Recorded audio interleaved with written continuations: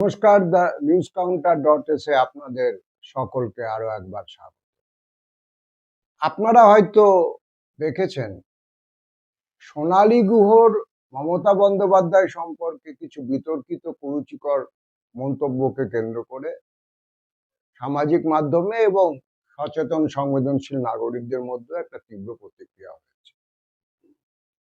আমরা অন্তত যে পশ্চিমবঙ্গকে চিনতাম, যে পশ্চিমবঙ্গের সংসদীয় রাজনীতির শুরুয়াতের সঙ্গে দেশবন্ধু চিত্তরঞ্জন জড়িত আছেন, নেতাজি সুভাষচন্দ্র বসু জড়িত আছেন, যে পশ্চিমবঙ্গ থেকে যোগেশচন্দ্র মণ্ডলরা আম্বেদকরকে গণপরিষদে নির্বাচিত করে পাঠিয়েছিলেন এবং সেই রাজনৈতিক সংস্কৃতির উত্তরাধিকার রাজ্যসভায় যেখানে মেঘনাদ সাহার মতো বরেণ্য বিজ্ঞানীরা বহন করেছিলেন, লোকসভায় যেখানে বহুবার নন্দিত হয়েছেন বীরেন মুখার্জি থেকে শুরু করে ইন্দ্রজিৎ গুপ্ত থেকে শুরু করে জ্যোতির্ময় বসুর মতো পার্লামেন্টেরিয়ান, সেই বাংলার সংসদীয় রাজনীতির রাজনৈতিক সংস্কৃতি কোথায় শেষ অবধি পৌঁছচ্ছে তার একটা উদাহরণ হতে পারে সোনালী গুহদের এই ধরনের মন্তব্য। আমার অবশ্য মনে হয় যে সোনালী গুহ যখন তৃণমূলে ছিলেন তখন থেকেই তিনি এই ধরনের সংস্কৃতি করায়ত্ত করেছিলেন বা মগজস্থ করেছিলেন। কারণ আমার মনে আছে যে তৃণমূলেরই এক বর্ষিয়ান সাংসদের অবৈধ পিতৃত্ব নিয়ে দিনের পর দিন খবর করেছিলেন যারা বিভিন্ন কাগজে, তাদের মধ্যে আজকে তৃণমূলের অগ্রণী নেতৃত্বের কেউ কেউ রয়েছে। কিন্তু একটা কথা আমরা বলবো, এই ধরনের ব্যক্তি কুৎসাতে রাজনৈতিক নেতা বা নেত্রীর যত না ক্ষতি হয়, তার থেকে কিন্তু অনেক বেশি ক্ষতি হয় তাকে ঘিরে যে স্থাবক এবং চাটুকাররা থাকেন তাদের জন্য।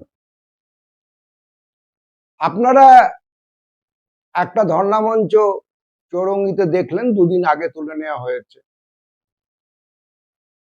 ভিড়ের মধ্যে দাঁড়িয়ে অনেকের মতো আমিও ওই ধর্ণা মঞ্চের বিভিন্ন বক্তার বক্তব্য শুনছিলাম।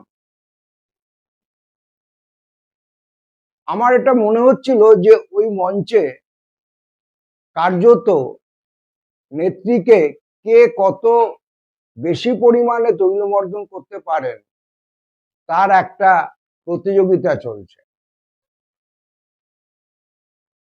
তারা কেউ বলছিলেন নেত্রী লালকেল্লায় পতাকা তুলবেন,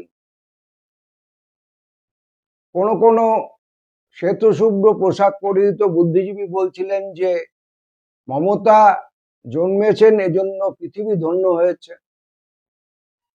কেউ বলছিলেন যে ভারতবর্ষ এরকম জনমোহিনী নেতৃত্ব আগে কোথাও কখনো দেখেনি। এবং মুশকিল হচ্ছে অনেক বক্তা এরকম অনেক কিছু বলছিলেন, কিন্তু যে নিয়ে ধর্ণা বা সমাবেশ সেটা নিয়ে কিছু বলতে ভুলে যাচ্ছিলেন, বা বললেও একদম নমু নমু করে সেই প্রসঙ্গটা সারছিলেন। আর ঋতব্রতকে প্রকাশ্য মঞ্চে ধমক খেতে দেখার পর সমস্ত বক্তারা মোটামুটি যথাযথ লাইনেই ছিলেন। দেবাংশু বরাবরের বুদ্ধিমান, তিনি কোনো ঝুঁকি না নিয়ে ওই মহালয়ার চণ্ডী বন্দনার মতো দেবী বন্দনা বা দিদি বন্দনা প্রকাশ্য মঞ্চে একটা বানিয়ে পড়েও ফেলেছে। এখন বিষয় হচ্ছে যে আর একটা খুব কৌতুককর জিনিস ওই মঞ্চে আমি দেখছিলাম, আপনারা সবাই দেখেছেন, কেউ কেউ হয়তো খেয়াল করেছেন, কেউ হয়তো অতটা খেয়াল করেননি। এই মঞ্চের 1/3 আমি দেখছিলাম হচ্ছে গ্ল্যামার ওয়ার্ল্ডের লোকজন, অভিনয় জগৎ, নাচ গান ইত্যাদিদের লোকজন।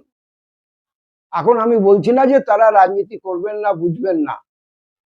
আমাদের অভিনয় কলা ইত্যাদিকে আমাদের শাস্ত্রীয় ঘরানাতেও খুব উচ্চ সম্মান দেওয়া হয়েছে, সেটাকে পঞ্চম বেদ হিসেবে গণ্য করা হয়। কিন্তু তাদের যে প্রতিনিধিত্ব রাজনীতির ক্ষেত্রে, রাজনীতির আঙিনাতে যে গাম্ভীর্যকে ধারণ করতে হয়, কারণ রাজনীতি আলটিমেটলি আমরা কাদের হাতে শাসিত হব, তাদের পলিসি মেকিং কি, সেই সংক্রান্ত ইস্যুগুলো নিয়ে ডিল করে। দুঃখজনকভাবে তাদের সেই গাম্ভীর্য ধারণ করবার মতো কোনো উৎকর্ষ আমার অন্তত চোখে পড়ে। এটা তো 1/3 মানুষজনের কথা গেল। বাকি 1/3 হচ্ছে যারা বামফ্রন্টের সময় আলিমুদ্দিনে অথবা বুদ্ধবাবুর পাশে নন্দনে ঘুরঘুর করতেন, তারা দেখছিলাম মঞ্চ আলো করে বসে আছে, এবং কেউ কেউ এরা বাম সরকারের পতন ঘটার সঙ্গে সঙ্গে উল্টো দিকে ঝাঁপ মেরেছিলেন, আর কেউ কেউ আরেকটু অপেক্ষা করে যখন দেখেছেন যে না আপাতত আশা নেই, তখন তারা দিদির চরণতলে চলে গিয়েছে। আর বাকি 1/3 এরা গত নির্বাচন পর্যন্ত বিজেপি শিবিরে ছিলেন, বিজেপি টিকিটে প্রার্থী হয়েছেন, বিজেপি থিঙ্ক ট্যাঙ্কের মধ্যে ছিলেন, তারা এই মঞ্চ আলো করে বসেছিলেন। স্বাভাবিকভাবে এটা খুব পরিষ্কার যে এদের কথা এবং বার্তা এই সবকিছুর মধ্যে রাজনীতির থেকে দেবীকে তথা দিদিকে প্রসন্ন করবার যে আকুলতা, সেটাই অনেক বেশি বেশি করেছিল। এখন মুশকিল হচ্ছে, আমি কেন বলছিলাম এই ধরনের স্থাবকরা অনেক বেশি বিপজ্জনক দেন পিপল লাইক সোনালী গুহ, যারা প্রকাশ্য কুৎসাতে ব্যাপৃত রয়েছে।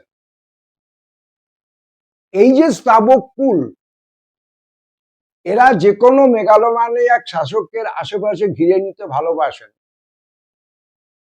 এবং তারা সেই শাসকের পছন্দসই যা যা কিছু, সেগুলোই তার কর্ণকুহরে বর্ষণ করতে শুরু করে।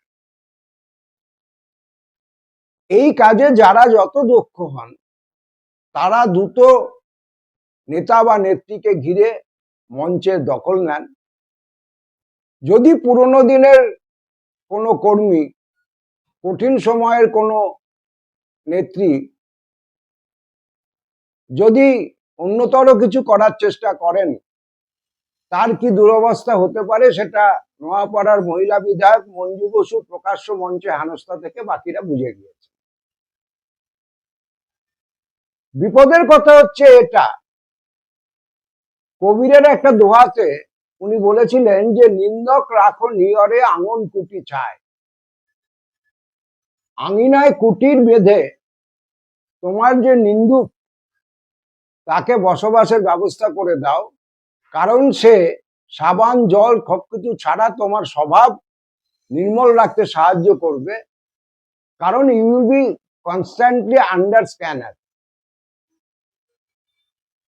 শাসকের পক্ষে এই সমালোচনা শোনা, সমালোচনাকে গুরুত্ব দেয়া, এবং বিরোধী পক্ষ কি বলছে, অন্য পক্ষের মানুষ কি বলছে, বঞ্চিত মানুষ কি বলছে, তাদের কথা শোনাটা ম্যাচুরিটির একটা প্রমাণ। কারণ তিনি তার থেকে এটা বুঝতে পারেন ক্ষোভের বারুদ কোন কোন প্রান্তে, কোন কোন পকেটে কিভাবে সঞ্চিত হচ্ছে। খুব তুখোড় রাজনীতিবিদ ইন্দিরা গান্ধীও এই ভুল করেছিলেন। তিনি যখন জরুরি অবস্থা জারি করেন, তাকে সঞ্জয় গান্ধী এবং তার অনুচররা ঘিরে নিয়েছিল। ইন্দিরা গান্ধী ওভার কনফিডেন্ট ছিলেন, তিনি ধরে নিয়েছিলেন যে তিনি অপরাজেয়, এবং সেই কারণে লোকসভার মেয়াদ পুরনোর আগেই তিনি নির্বাচনে চলে গিয়েছিলেন 77-এর মার্চে। কারণ তার আশেপাশে কেউ ছিল না এটা বলবার মতো, ম্যাডাম আপনার কোথাও হিসেবে ভুল হচ্ছে, দেশের মানুষের মুড বোধহয় আপনার অনুকূলে নেই। পরিণতি কি হয়েছিল আমরা সকলে জানি, সঞ্জয় গান্ধী দূরস্থান, স্বয়ং ইন্দিরা গান্ধী তার রায়বেরেলি কেন্দ্রে পরাজিত হয়েছে। সেই তুলনায় রাজনৈতিক দৈর্ঘ্য এবং ব্যাপ্তিতে মমতা বন্দ্যোপাধ্যায়ের ভাবমূর্তি অনেক ক্ষীণতর। কিন্তু মুশকিলটা যেটা, মমতা ব্যানার্জিকে ইন্দিরা গান্ধীর থেকেও বেশি স্থাবকুল ঘিরে নিয়েছে এবং তিনি যেটা শুনতে পছন্দ করেন সেটাই তার কর্ণকুহরে তারা দিবারাত্র বলে চলেছে। এতে যেটা হবে সেটা একটা সময় 10 বছর বা 5 বছর বা 15 বছর, এটা কালের কাছে কিছুই না, গোটা রেজিমটা একটা জনবিচ্ছিন্ন রেজিমে পরিণত হবে। মানুষকে শুধুমাত্র রিসিভিং এন্ডে রেখে আজকে কন্যাশ্রী দিলাম, কালকে যুবশ্রী দিলাম, তারপরের দিন শ্মশান সাথী দিলাম, গণতন্ত্রের যে ইন্টারঅ্যাক্টিভ একটা প্রসেস, জীবন্ত চলমান একটা প্রক্রিয়া, শেষ রক্ষা কিন্তু সেভাবে করা যায় না। আমাকে অনেকে বলেন যে তুমি যা বলছো সবই তো বুঝলাম, কিন্তু তারপরেও মমতা হয়তো জিতবে। এখন এখানে আমার বক্তব্যটা খুব পরিষ্কার, একটা টার্ম, দুটো টার্ম, তিনটে টার্ম জেতার মধ্যে দিয়ে তার রাজনৈতিক ভুলগুলো বৈধতা পেয়ে যায় না। তাহলে আজকে গোটা দেশ জুড়ে মোদিরা যেভাবে একটার পর একটা নির্বাচন দিচ্ছেন, তাদের যে রাজনৈতিক অপরাধ, ভুল বলবো না, সেগুলোকেও জায়েজ ঘোষণা করতে হয়, সেটা তো পরের প্রশ্ন। কিন্তু আপাতত হচ্ছে এই যে রাজা কানে শুনবেন, এটা স্বাভাবিক, রাজা কর্ণেন পশ্যতি, রাজা কানে দেখবেন, এটাও স্বাভাবিক। কিন্তু যারা তাকে শোনাচ্ছে বা দেখাচ্ছে, তারা যদি একান্তভাবে আত্মস্বার্থ ছাড়া অন্য কোনো কিছুর দিকে দিকপাত না করেন, তাহলে শেষ পর্যন্ত কিন্তু শাসকেরই বিপদ নেমে আসে। TheNewsCounter.es এখন এই পর্যন্ত। আপনাদের যদি আমাদের এই প্রতিবেদন বা প্রতিবেদনগুলি ভালো লেগে থাকে, আমাদের অ্যাপিল থাকলো TheNewsCounter.es, এই ইউটিউব চ্যানেলটাকে সাবস্ক্রাইব করুন, বন্ধুদের সঙ্গে শেয়ার করুন, মানুষের কাছে পৌঁছে দিন। আপনারা আপনাদের মতামত আমাদের কমেন্ট বক্স খোলা থেকে অবশ্যই জানাতে পারেন। দেখা হবে পরবর্তী এপিসোডে। সকলে খুব ভালো থাকবেন।